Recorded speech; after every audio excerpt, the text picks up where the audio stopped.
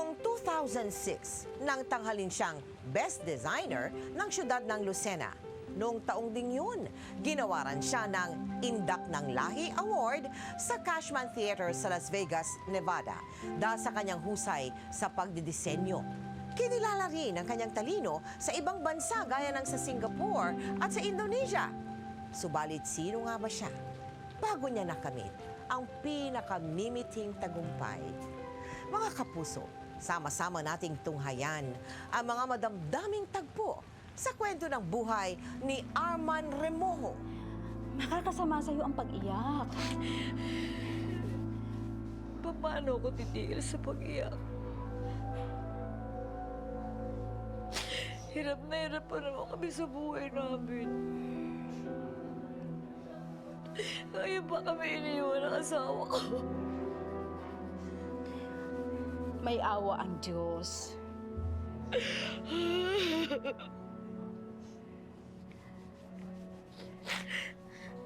May awa ang Diyos. Kung marunong siya maawa, bakit kinuha niya sa amin ang asawa ko? Mari, huwag ka mawala ng pag-asa. May mga anak ka pa naman. Nariyan si Arman. Siya ang tatayong lalaki sa pamilya ninyo.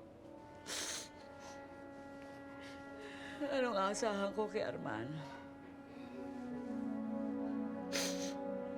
Maasahan ko ba siyang may ahon ng hirap namin na katulad niyang bakla? Hindi ko na alam ang gagawin ko, Mari. Hirap na ako.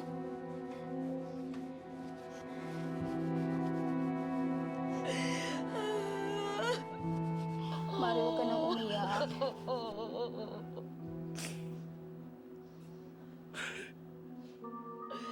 Pang-anim sa 12 magkakapatid si Arman. Lahat ay babae, maliban sa kanya. Hindi ito naging madali sa kanya lalo pat isa siyang bakla.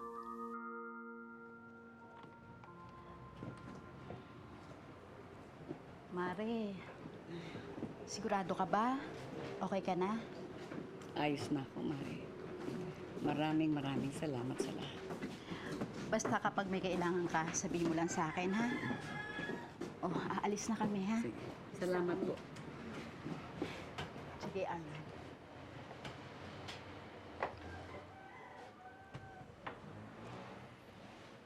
Mga anak, hali kayo.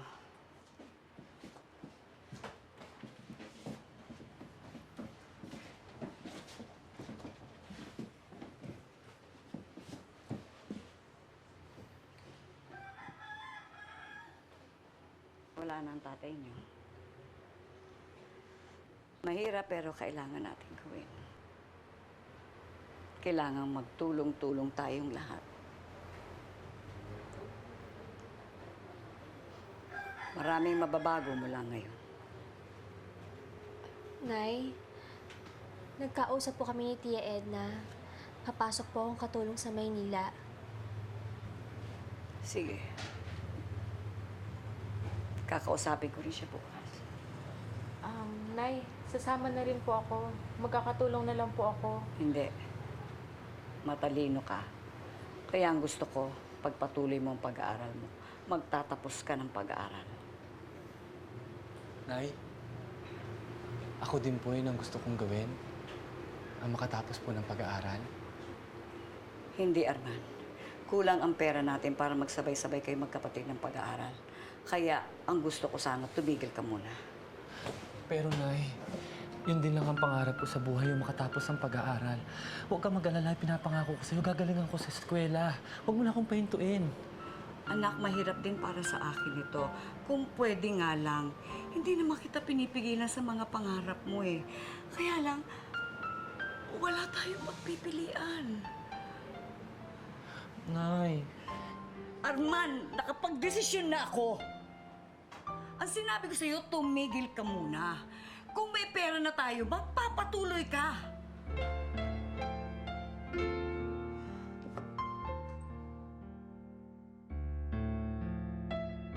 Pero lumipas ang 3 taon ay hindi pa rin natupad ang pangako kay Arman. Dahil dito, nagpasya na siyang maglayas.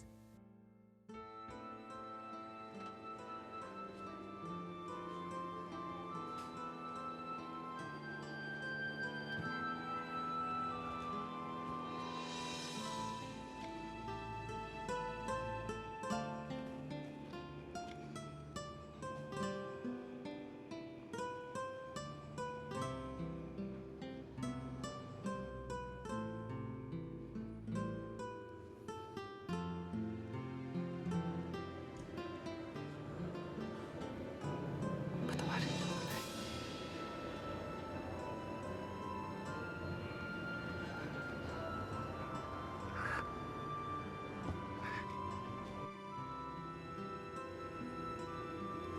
Gusto ko po sana magpaalam. Pero ano po di niyo ako papayagan?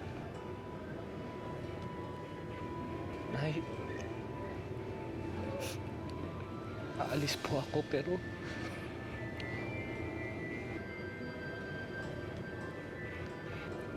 di po ibig sabihin nun, hindi ko na kayo maalis. Dahil sa maniwala po at sa hindi, mahal na mahal ko kayo. Pero ito lang ang naiisip kong paraan para maabot ko ang pangarap ko.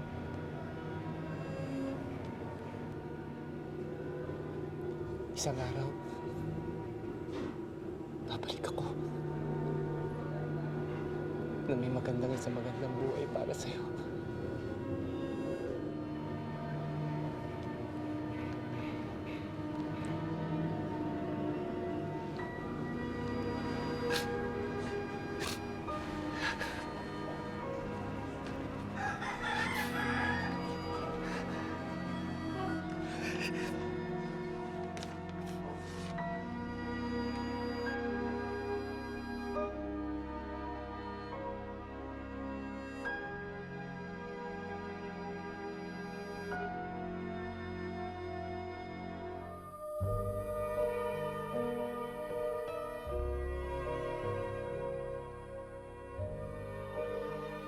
Patawad, anak. Patawad kung hindi ko maibigay sa iyo mga pangangailangan mo. Mag-ingat ka lagi. Tatandaan mo. Mahal din kita.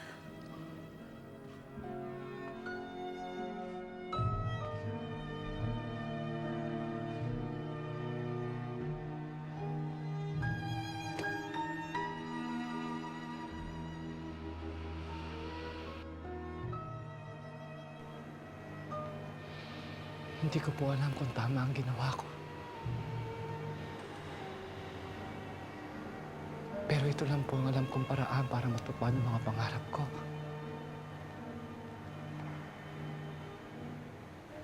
Huwag niyo po pababayaan ang pamilya ko.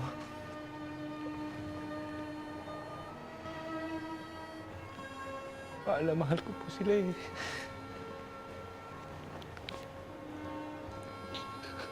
Diyos ko, kayo na po bahala sa akin.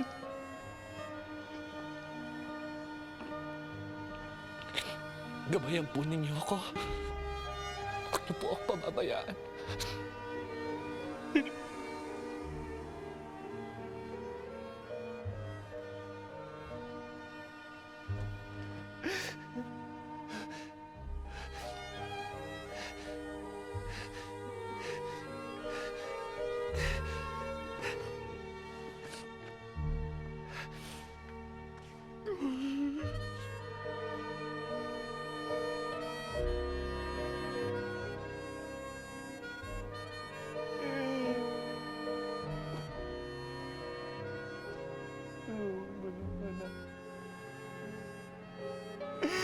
Di mo na alam.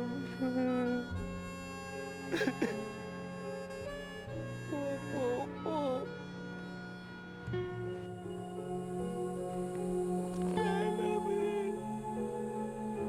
Nakipagsapalaran si Arman sa bayan ng Sariaya, Quezon.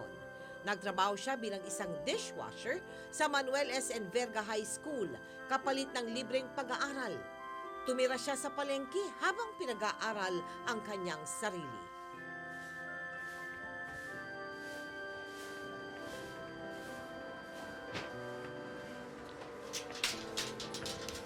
Hoy, hoy!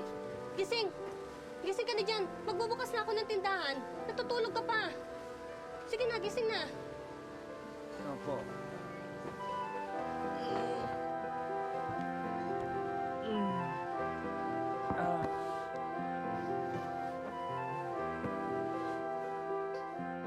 Sige na, tatlo na para paubos na, maumay na ako.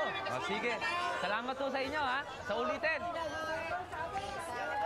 Dalawa nga. Balalakyo, ilan? Dalawa? Uy, suki! Kamusta po kayo? Ilan po? Dalawa. Dalawa. Mainit pa ba yan? Mainit-init pa po. Ay, okay. Ayan. May dagdag na ho yan, Salamat, ha? O, ito. Sa'yo na yung sukli. Ha? Gusto niyo po isa? Okay na ito. Salamat po. Hindi ka nga pala pumasok. Kailangan ko kasi ubusin itong mga banana cue.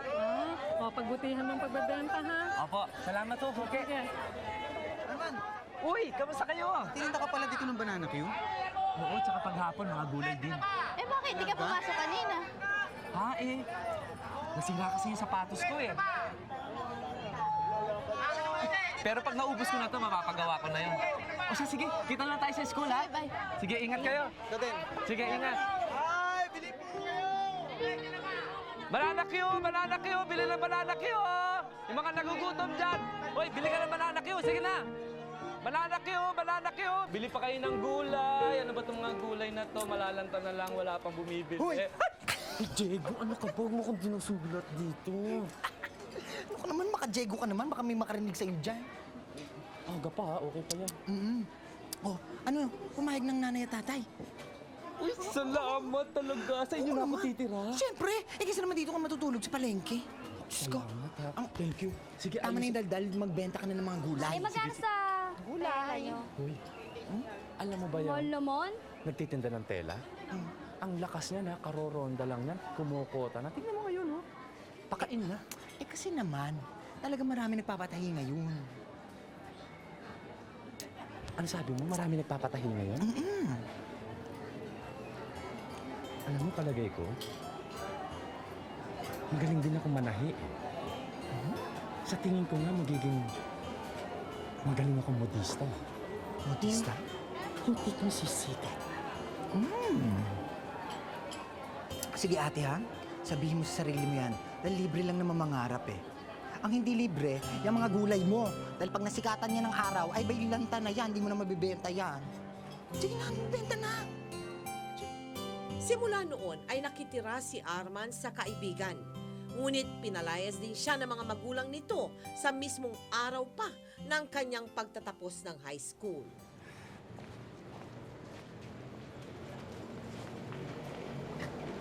Oh, ano nangyayari sa'yo? Wala ho. Bakit parang wala ka yata sa sarili? Umiiyak ka ba? Oh, hindi ho. Napuwing lang ako sa loob. Ba't may dala kang gamit? Saan ka pupunta? Pinalayas po ako kasi doon sa kumukup-kup sa akin Graduation ko pa naman. Wala ka bang pupuntahan? Wala po Alam mo, doktor ako. Tama-tama, naghahanap ako ng isang boy para tumulong sa akin sa klinik. Interesado ka ba? Talaga po? Kinukuha niyo po ang boy? Kahit bading po ako. Kayang-kaya mo ang trabaho. Alam ko masipag ka. Tsaka alam mo, bukod sa sweldo mo, pag-aaralin pa kita. Ang bait na naman po, Suki. Maraming salamat po, hindi niyo pa nga ako ganong kilala, pero puro kabutihan na pinapakita niyo sa akin. Naku, isang tingin ko lang sa'yo, alam kong napakabait mong bata. Ano nga palang gusto mong kurso kung sakali? Dressmaking po sana. Gusto ko po kasing gumawa ng mga magagandang gown Sige. Pero yung unang-unang gagawin mong gown sa akin, ha? Opo, pangako po yan, promise. Nagsimula ka na bukas. Talaga po. Thank you po.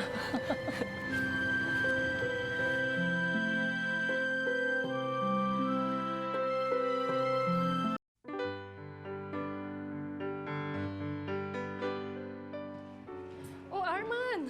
Gabi na. Bukas na yan. Natapos na po ito, Doktora.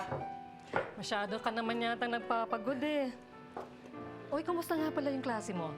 Di ba nagsimula ka kanina? Opo, orientation po namin kanina. Naku, Doktora, alam niyo po, ang saya-saya ko. Para pa ako nasa ula. Pagbubutihan mo, ha? Opo, para hindi na rin po ako mapahiya sa inyo. Huwag mong gawin para sa akin. O para kung kanino man. Gawin mo para sa sarili mo. Alam mo, natutuwa ako sa'yo. Kasi puno-puno ka ng pangarap. Mahalaga yan sa isang tao. Itong tatandaan mo, ha? Kahit ano pang mangyari sa buhay mo, huwag na huwag kang mauubusan ng pangarap. Tapusin ko lang po to. Matapos ang 6 na buwan, ay natapos din ni Arman ang kanyang kurso.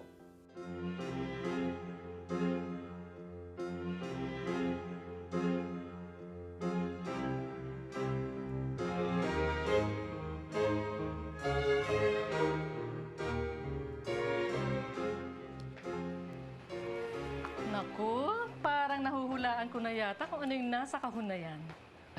Para kanino yan?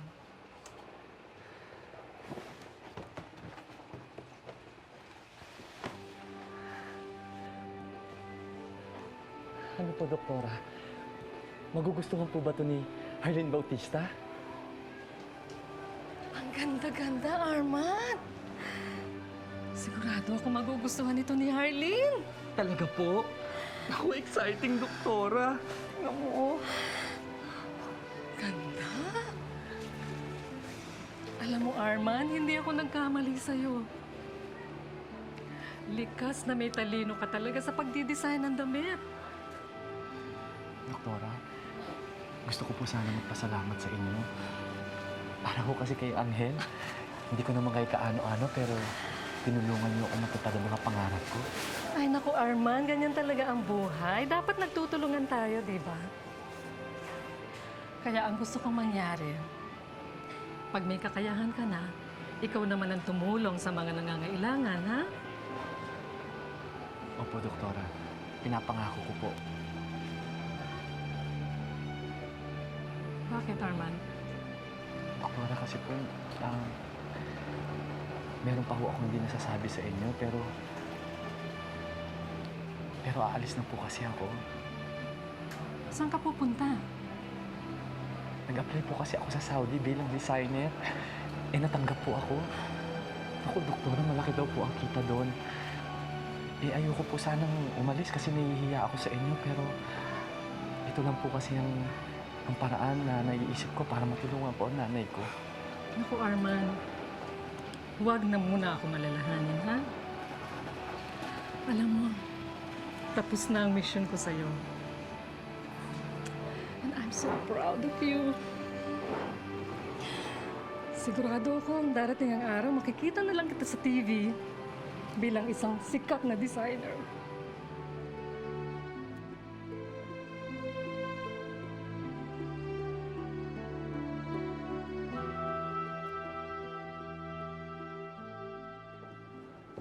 Sarap ah. Tuyo. Pasensya na, Nay, ha.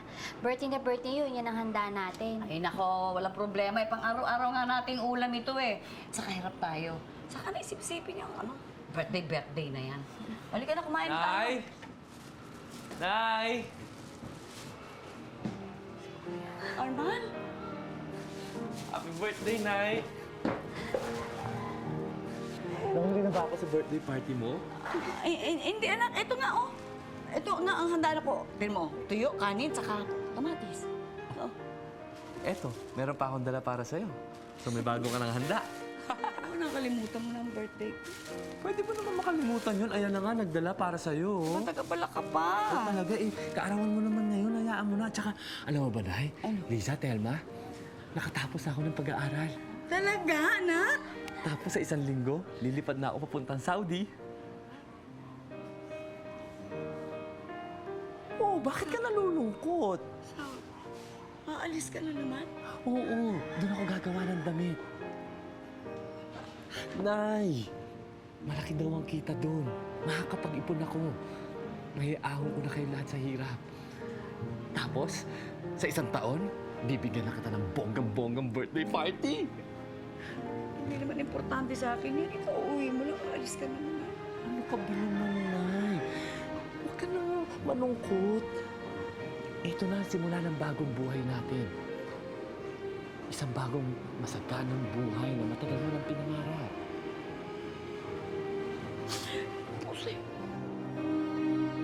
Puno ng pag-asang pumunta ng Saudi si Arman. Pero isang bangungot pala ang naghihintay sa kanya doon. Wait! You stay here! Give me your passport! Give me your passport! Why? Don't ask more questions! Just give me your passport! But sir, why? Give me your passport now! Give it to me now! Give it to me! Give it to me! Sir! Sir! Sir! Balik mo yung passport ko, sir! Sir! Mapapagod ka lang. Hindi na sila babalik. Sino ka? Katulad mo, nagpunta rin ako dito kasi nangarap ako ng magandang buhay. Pero nagkamali ako. Anong ibig mo sabihin? Kinukulong nila tayo. Sa umaga pinapagtahi. Ni wala nga tayong sweldo dito kundi pagkain lang. Minsan bulok pa. Hindi totoo yung sinasabi mo. Totoo. Naloko ka. At ngayon nasa impyerno ka na.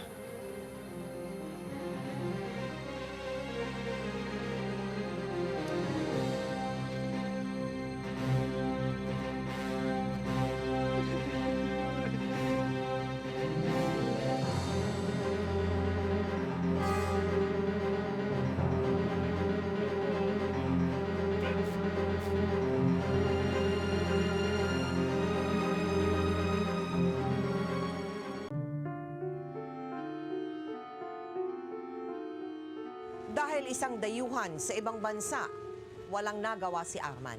Napilitan siya magtrabaho bilang isang mananahi sa isang pagawaan ng damit nang walang sahod. Ilang buwan niyang tiniis ang ganung buhay.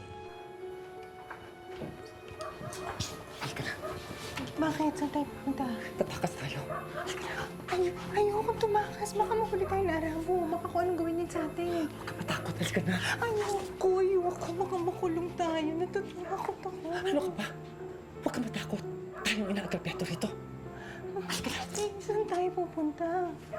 Nauna na si Vilma, dala yung mga gamit natin. Sasalubungin na lang na tayo. Halika na. Tuloy.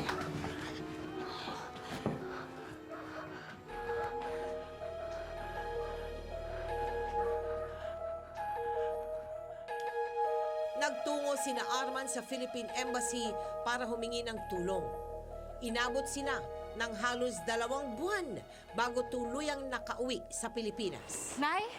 Nay! Andito na po si Kuya! Arman? Arman, anak.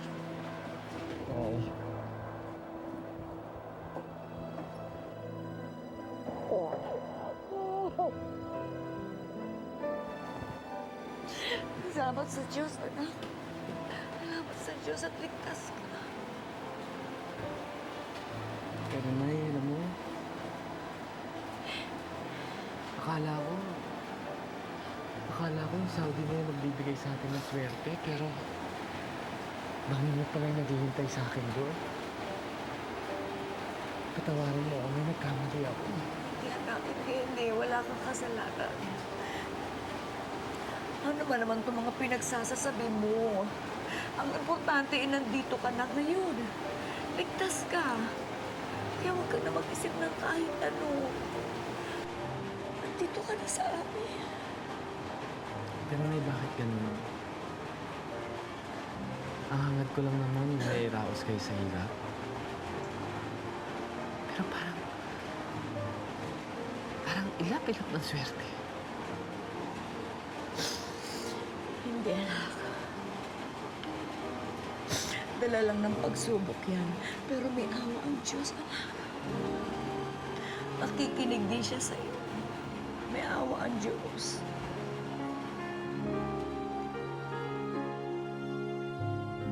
Sinikap ni Arman na kalimutan ang mapait niyang karanasan sa Saudi hanggang sa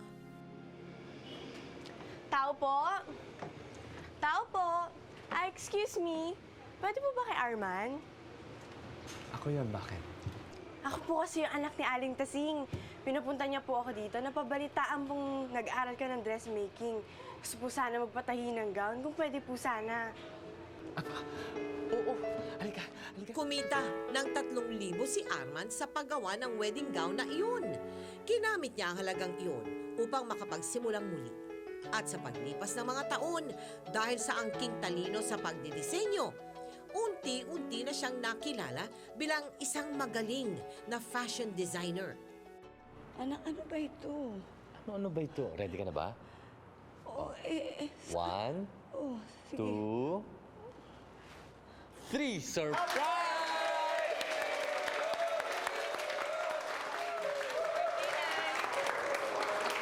Happy birthday! Nay, happy birthday!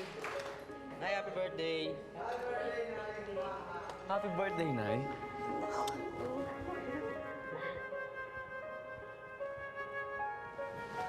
Oh, bakit ka umiiyak? Dapat nga happy ka eh. Kasi sana hindi mo na ginawa ito, anak. Ano ka ba? Di ba sabi ko sa'yo gusto kitang bigyan ng magandang birthday party? Ito na yun. Kaso, nagkagastos ka pa eh. At saka masaya na naman ako eh. Dahil nakita ko, naabot mo na ang mga pangarap. Sapat na yun, anak. Nay, basta ito para sa'yo to, okay? Halika na, mag-blow ka na ng cake. Halika na, dali. Dali. O, alalayan si nanay.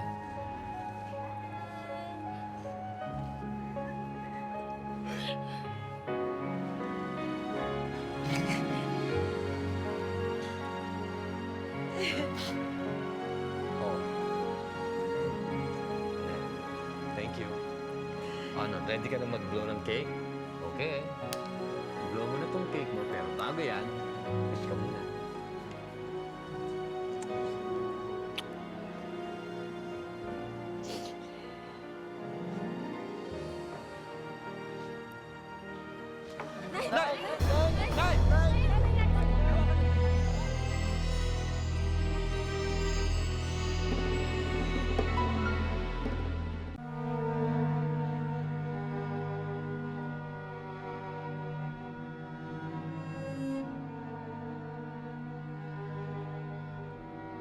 Sumailalim ang ina ni Arman sa ilang pagsusuri. Nalaman na may taning na ang buhay nito dahil sa sakit sa kidney. Arman, anak.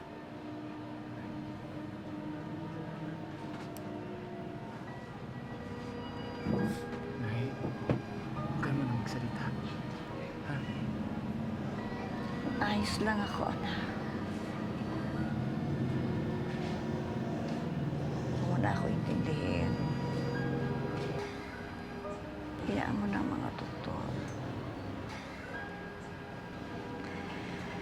Nagawa na nila ang lahat. Baka ito na ang tadhana ko.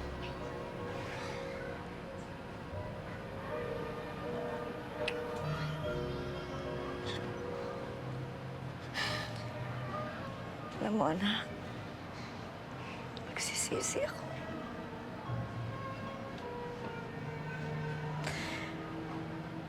Nagsisisi ako dahil hindi ako nagkaroon ng tiwala sa'yo. Kaya hindi ka nakapagpatuloy ng pag-aaral.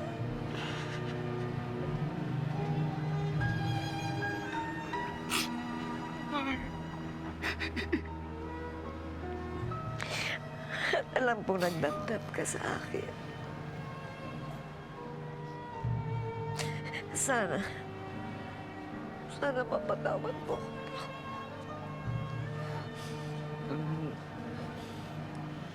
hindi naman kita kailangan patawarin dahil kahit minsan, hindi ko naman inisip na nagkasala ka sa akin. Akala ko kasi mahina ka dahil sa pagkatao mo. Dahil may puso kang babae. Pero napatunayan mo na sa akin na wala sa kasarian ang katapangan ng isang tao. Ay, hindi ko pa pala nasasabi sa'yo.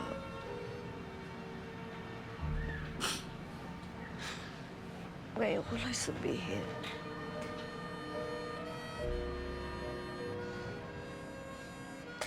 Pinagmamalaki kita, anak. Nay. Nay. Mahal na mahal kita, anak. Ay. Mahal na mahal kita. Ay, mahal na mahal din kita. Huwag mo na akong iiwan. Anong nagawa? Anak. Nararamdaman ko na. Malapit na akong mawala. Pero natatakot ako. Natatakot ako pa. Baka wala na mga alaga sa'yo. Nay, kaya ko mag-isa. Kaya ko sa sarili ko. Alam ko.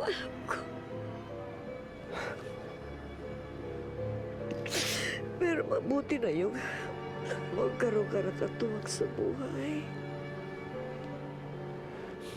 Di ba na katulad ko? Nagkaroon ako ng katuwang dahil sa tatay mo nung nabubuhay pa siya.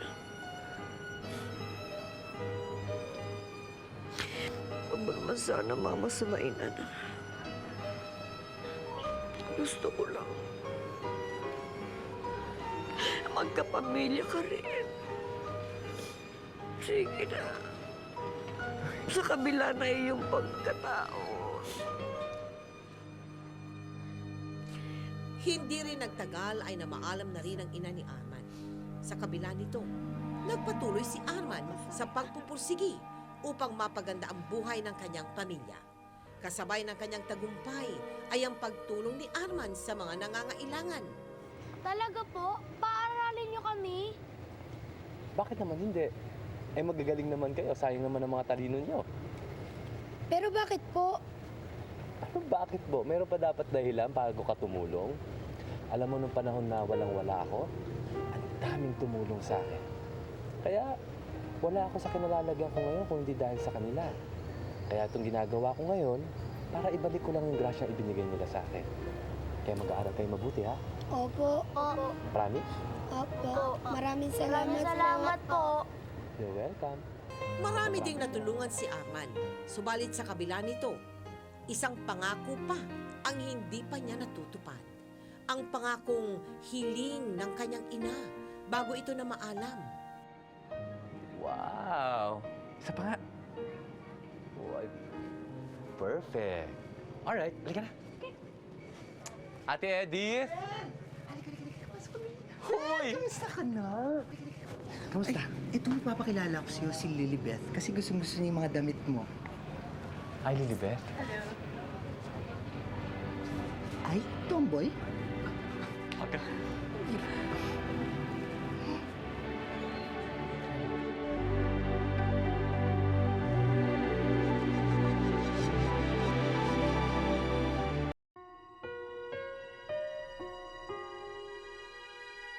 Ilang taong naging magkaibigan sina Lilibeth at Arman. At bagamat isa siyang bakla, natutunan na din ni Arman na mahalin si Lilibeth. Hanggang sa lumipad si Lilibeth patungong Las Vegas upang doon magtrabaho. Pero mabuti na yung magkaroon ka ng katuwag sa buhay. Gusto ko lang magkapamilya ka rin. Sige na. Sa kabila na iyong pagkatao.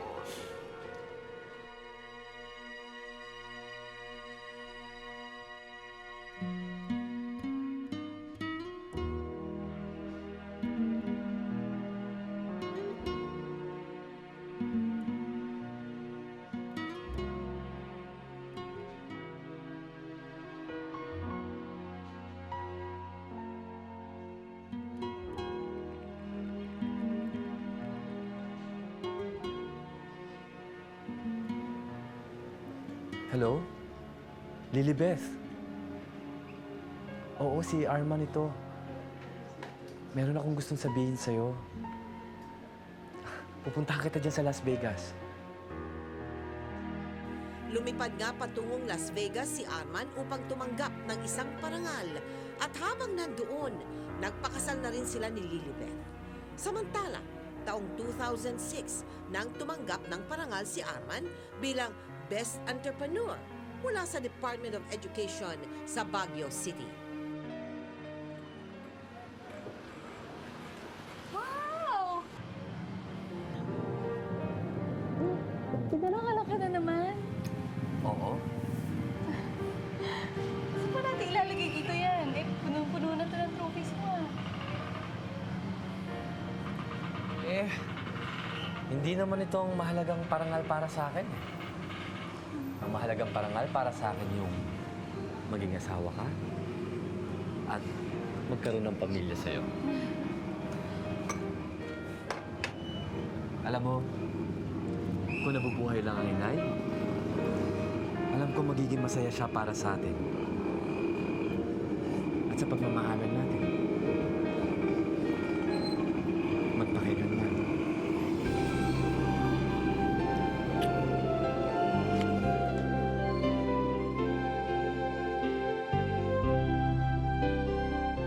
Arman, napakalayo na ang narating mo mula nung mga panahong ikaw naghihirap, no?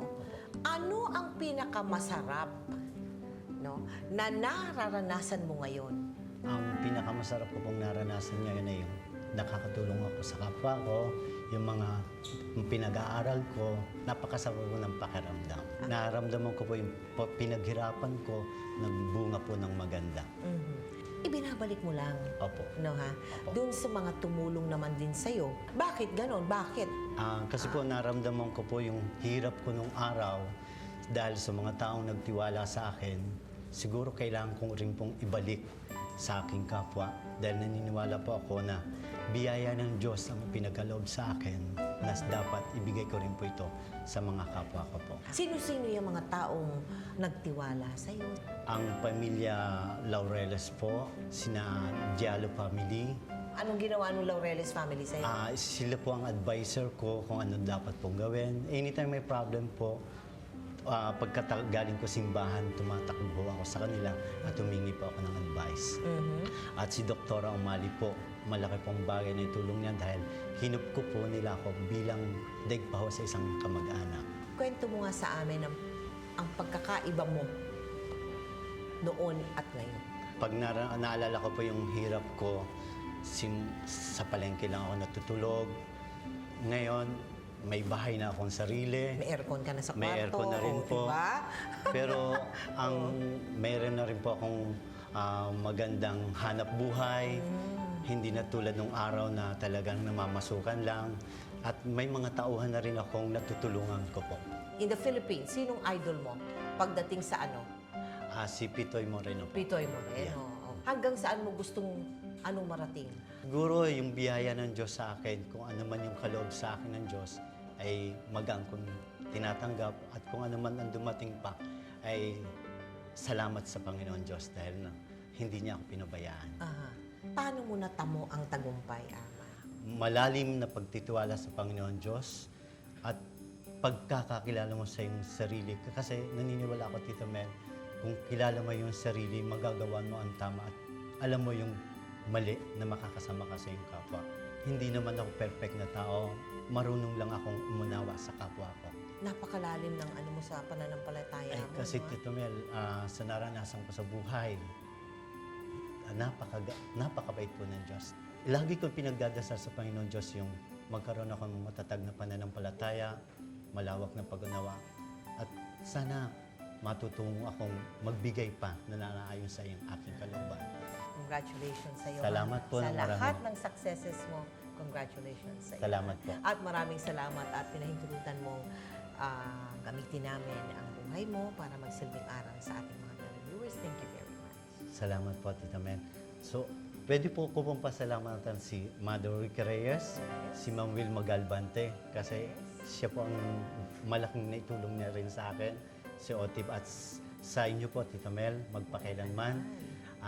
Buong puso po ang pagpapatuloy ko ang pagtulong ko na malaking bagay ang nagawa niyo sa akin na ang buhay ko'y naging bahagi ng inyong programa. Maraming pong salamat. Thank you very much sa iyo, Arman. Maraming salamat. Thank you very much. Sa kasalukuyan ay masaya pa rin nagsasama sina Arman at Lilibeth. Patuloy na umaani ng napakaraming mga parangal si Arman, hindi lamang dahil sa pagiging isang mahusay na fashion designer, kundi dahil na rin sa kanyang taus-pusong pagtulong sa kapwa. Malaki ang pasasalamat ni Arman sa Puong May Kapal dahil sa mga biyayang pinagkaloob sa kanya. Batid niya na ang pananalig niya sa Panginoon ang siyang nagbigay sa kanya ng lakas at tibay ng loob upang harapin ang mga pagsubok sa kanyang buhay. Ako po si Mel Tiangco at ito ang kwento ng bawat isa sa atin. Ngayon, bukas at magpakailanman. Magpakailanman, hindi magbabago ang sinisigaw nitong aking puso. Magpakailanman, magpakailanman.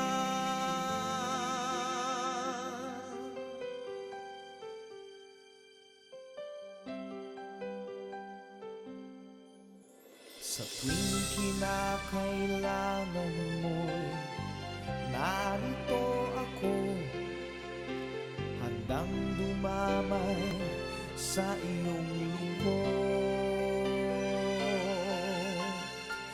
Habang buhay ay hindi maglalayag,